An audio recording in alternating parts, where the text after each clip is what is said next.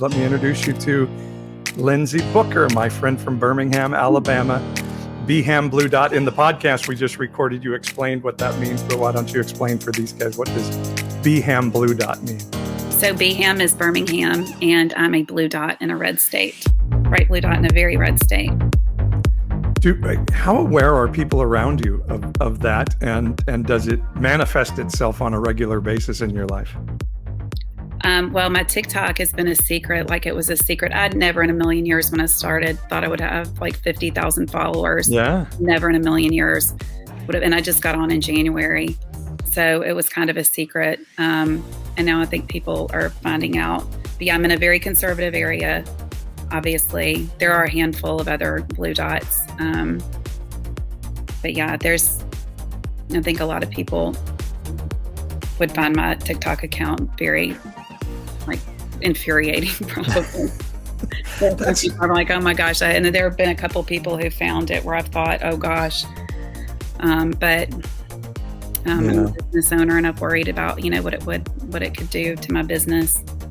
But I feel like what we're doing is important, that we're saying things that people, need to hear, or that people want to hear. People feel very alone in all of this.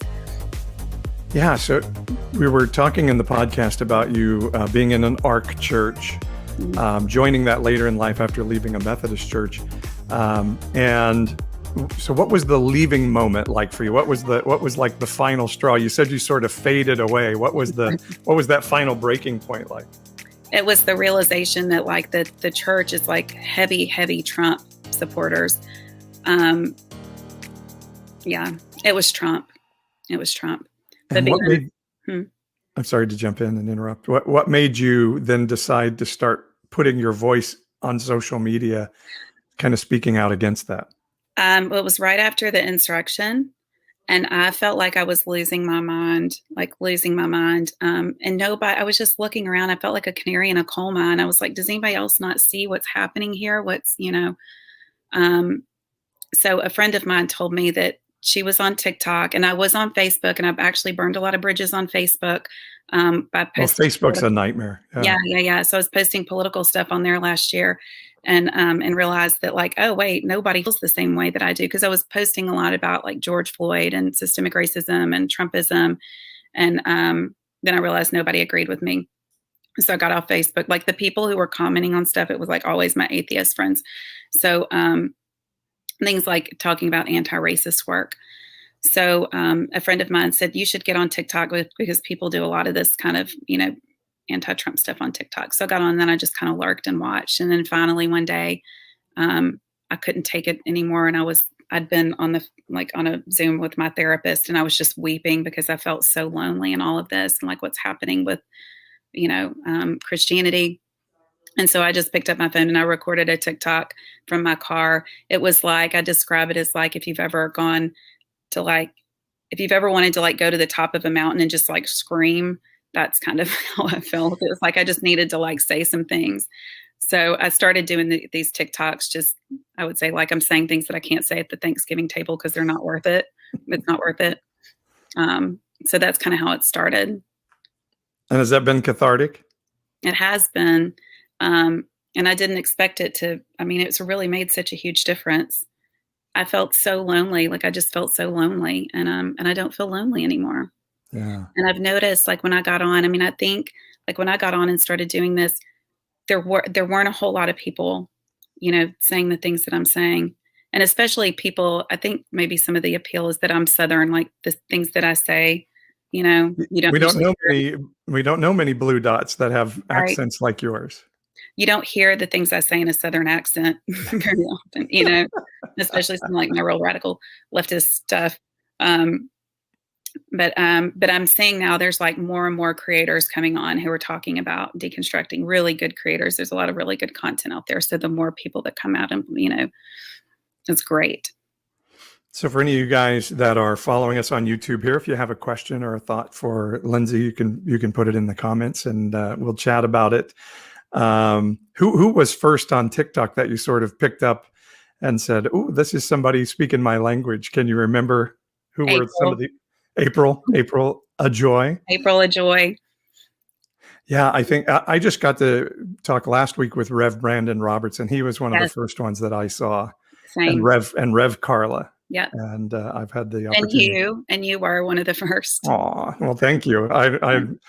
It's been cathartic. You're absolutely right, but also the interesting thing for me in this whole thing is I was doing what you're doing on Facebook, and I think that's, if we can talk about this in Christianese, of like, that's what God had me do for a while, is like share this with the audience that I had on Facebook, and they hated it. It was not fun, and I really felt sort of in my spirit like, all right, I'm done with Facebook because it's a waste of time. I'm not doing anything good there, so I'm going to go to TikTok. I think it's going to be a more fertile pasture, if you will, of people that want to hear what I have to say. And it's just been so joy filled. That doesn't mean I don't get the trolls on there too that are horrible people, but it has been joy filled to find people like you and April and start to say exactly as you said, hey, I'm not alone here. There's a whole crew growing out there. I get so many messages. I mean, I get direct messages from people all the time that say, just thank you so much for sharing this. And it really, like, people would say, like, you're so brave. You're so brave. And how it's sad that it is brave, to come out and just say, hey, I love Jesus. And I think we should just get back to just loving people, and let's go back to just looking at what Jesus taught. And can we just go back to that? Who knew those were radical messages? Those are radical, right? And people are like, wow, you're so brave. This is my friend Carol. She says, I just joined now. April and Rev and Paul are all speaking brave concepts with humor and compassion. All right, Carol, you got to check out Beham Blue Dot. You'll love it with a Southern accent with it for sure. I swear a lot. If anybody, I do swear a lot. I need to clean it up a little bit. Why? I get very passionate. Why do you need to clean it up? Oh, I don't know. I think maybe sometimes people miss the message because they can't get past the F word, maybe. Yeah. I mean, I've wrestled with that too. And, but so when Jesus said, eat my flesh and drink my blood, I think he was being intentionally offensive to see who was willing to hang around through something offensive he was testing hearts with that. And so sometimes I think just saying a big old fuck right in the middle of everything, test people's hearts to say, are you really in it to hear truth, or are you in it until it gets messy? Right. Yeah.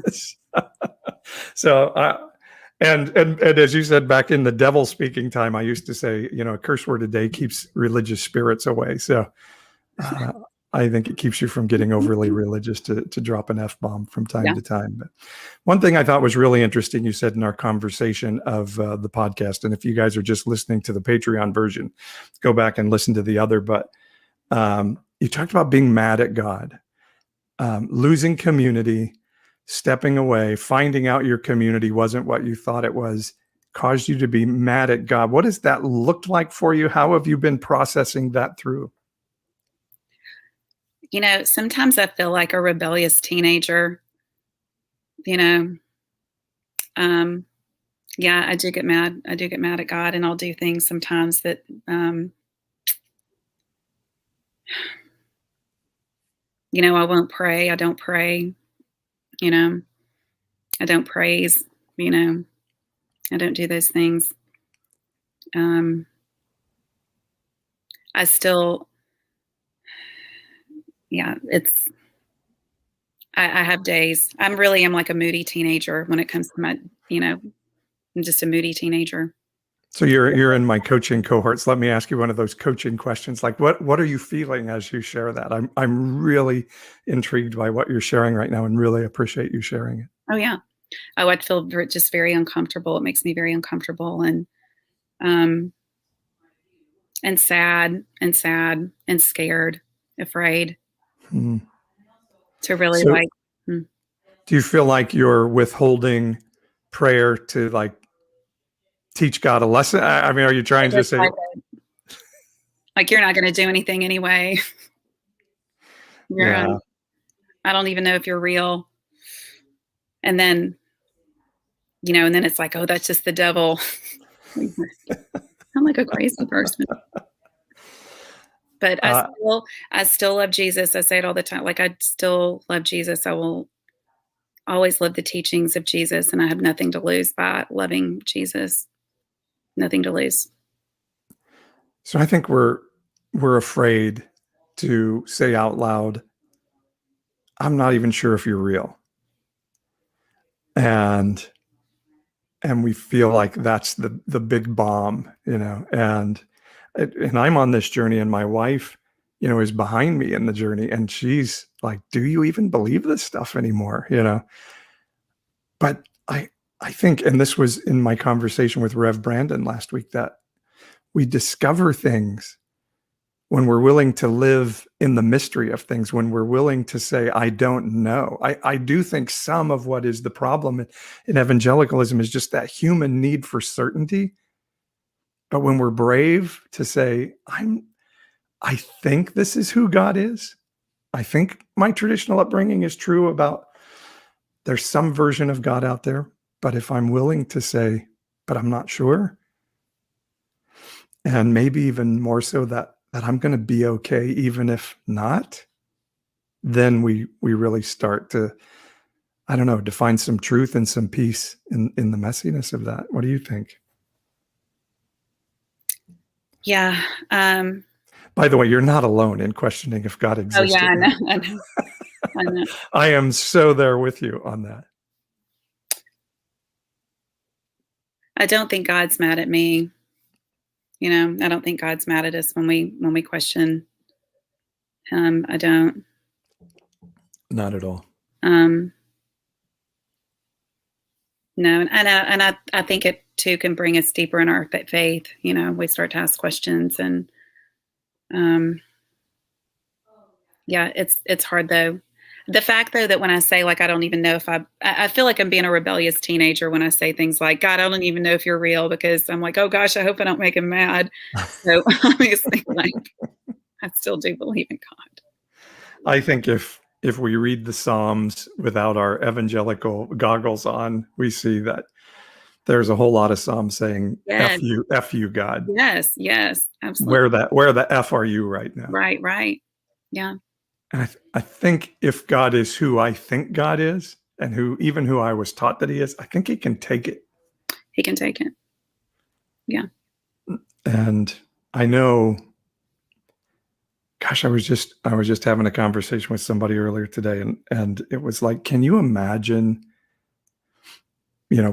somebody proposing marriage to another person and saying, okay, here's 66 books of my rules. I love you and I will never forsake you. I will never leave you. And now here's a book that is a compilation of 66 versions of my rules in our marriage. And I'm with you until you start breaking my rules. And then I'm going to have to turn my back on you. And if you continue to violate my rules, I'm going to throw you into this place filled with fire and you're going to burn forevermore. It doesn't, right. I mean, who's gonna say yes to that proposal? Yeah, it doesn't make a whole lot of sense. Well, and I like I've said lately, I just feel like, because people will say, well, because I love the LGBTQ community, and people will say, like, you're loving people straight to hell if you're condoning this lifestyle. And I just would rather, like, stand in front of God and say, you know what, I loved people. I saw people who were being oppressed and marginalized, and I walked with them. I spoke up for them. And I know there was, there's some stuff in this book that somebody told me, that, being gay is a sin, but it was really unclear to me. There was enough doubt there that I just erred on the side of loving people. And I think God's okay with that. Yeah. I think God would be okay with that. And you talked about that bringing peace to you, that the break with the community was really hard. And that's sometimes that fear of leaving that community, but it has brought peace. And maybe and you're saying this is one area with the, loving gay people, that it's brought you peace. Yeah. Yeah. And just being able to love people, the way they are, and not have it's not my job to win soul. Like, it's not my job to save people, Yeah. I don't think it is. No. From what I can tell, like really my only job is just to love my neighbor. That's good. You know, So that's a what lot has, easier. Hmm. I'm sorry to jump in and interrupt you. What has the response been? You say not many people around you know about your TikTok, which I always find pretty funny. That people are doing these TikToks and don't know, people around them don't know it. But what has the response been? I know you've had some videos that have gone massively viral. You said you've grown to 50,000 followers in just, what are we at, 6 months? So what has the response been? I have people who love it. I think some people, it makes them, it makes them uncomfortable. I don't think people don't really say a whole lot, which means I know they don't like it. But the people who do like it love it, So I have a handful of people who are really encouraging. There was somebody who I saw was following me, who I know is very conservative and like kind of really big into this church I left. And I sent her a text and said, "Hey, I saw that you're following me on TikTok. I hope you're not horrified." And she responded and said, that she basically believes the exact opposite as me, like complete opposite. And she said, "But we can still be friends where you just can't talk politics or anything." Well, that's great that she's willing to hang in there and be a friend. Yeah. Because that doesn't happen to many. What's been, and I love to hear people share journeys like yours because I think it's affirming and encouraging for others. Like, what's been the hard thing? What's been the hard thing to, other than losing the community, but like the thing that you're like, oh, yeah, maybe I am way wrong on this. Is there any one thing you can point to? That anything that I feel wrong? Yeah, like anything that's a pull from your old religious life that's in your ear saying, are you sure you're right about that? Right, I know.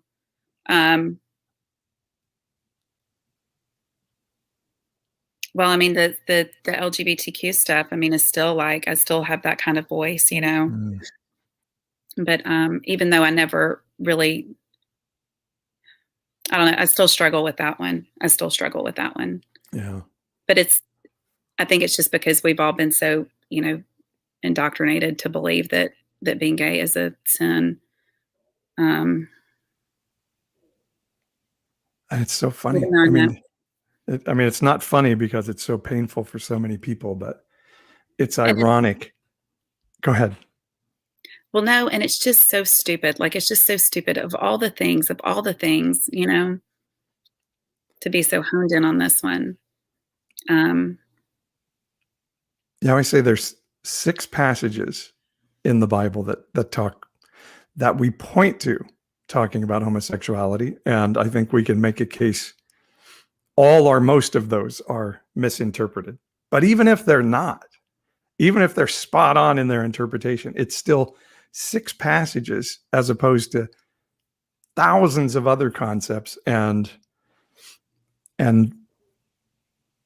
the concept of loving people as yourself, the concept of loving your neighbor, and then Jesus taking it further and saying, loving your neighbor is loving that person that you don't think deserves God's favor. Right. How do we elevate this to the king of all sins? Well, after abortion and gay marriage, those are the right. The I was two going to bring biggies. that one up too. Yeah. And Jesus didn't seem to find them particularly important to spend a lot of time dealing with. So it's just crazy how we got here. Right. And I've just said, like, with homosexuality, like if it were something that were important to Jesus, like he would have said it, it would have been very clear, like over and over, and it's just not there. Yeah. And it's one of those that we feel like we have to be adherent to, and really the church has built it. And I think it's why we see generations leaving now is you have to be all in or all out. You don't get to wrestle with these concepts. Right. I mean, an abortion is, I really started my TikTok just doing series on abortion. And it is like I'm speaking a language from another planet to people to say, the Bible never once mentions abortion as a sin. Not once. Like, like you could argue 6 times on the homosexuality, not once on abortion. And so how did it become the major driver of our thought? Right. Well, that's, it's a wedge, it's a Mm. wedge issue that wasn't, I mean, that wasn't even a thing until the 70s, right? That was even a, 79, I think. Yeah. yeah, yeah, Like we can point to the discussion where it began. right, But I even have friends that are deep into deconstruction that are still like, but I know that it's, but I know that abortion is wrong. I know that we have to pass a law against abortion. So I do think the homosexuality and gay marriage thing is turning. I mean, I tell my church friends, like, you've lost that battle. Christians overwhelmingly are saying, this is stupid. Let's just love people. We're not letting them lead in the church yet, but I think that will follow. A business partner who was a long time an elected official as a Democrat in California, and so Democrats in California are really Democrats, right. and he was a wonderful Christian man. I know Christian Democrat is hard for some of my friends to swallow, but I guarantee you he knows the Bible better than you. And but in my naivety of my journey, I asked him once, like, how do you rectify this Democrat and Christian thing? And he chuckled, as if, oh, I've heard this one before. And he said to me, I've read the Bible end to end many times. I make it a point every year to read the Bible end to end. And he said, it says way more about taking care of the poor than it does about abortion. And that really, my reaction was like, yeah, but I got nothing. I have no comeback, because because that's the thing that's crazy. And people are telling me they're biblical and they follow the Bible. And I'm like, okay, so the Bible is completely silent on abortion, 100%. Romans left their babies on the side of the road to die. If the dad didn't want the baby, the mom didn't matter what her opinion was. And Jesus never mentioned it. Not once. Not once did he point and say, see, that's what's going to bring down the Roman Empire. And that we've made it such a big issue just is crazy. And what you said is so right on. Like, I don't know anybody that is pro-abortion. Nobody is like, this is a great day, a baby's getting aborted. Maybe there's a small, I won't say nobody. But the point is, passing a law isn't going to fix anything, and the pursuit of the law is destroying so much. So yes. let's try to actually go to solutions for the problem, right, and let's understand where it really comes from. So Annette says here that she, kind of moved from being conservative to liberal. She's had to make new friends. How have your relationships changed in your life during your deconstruction journey?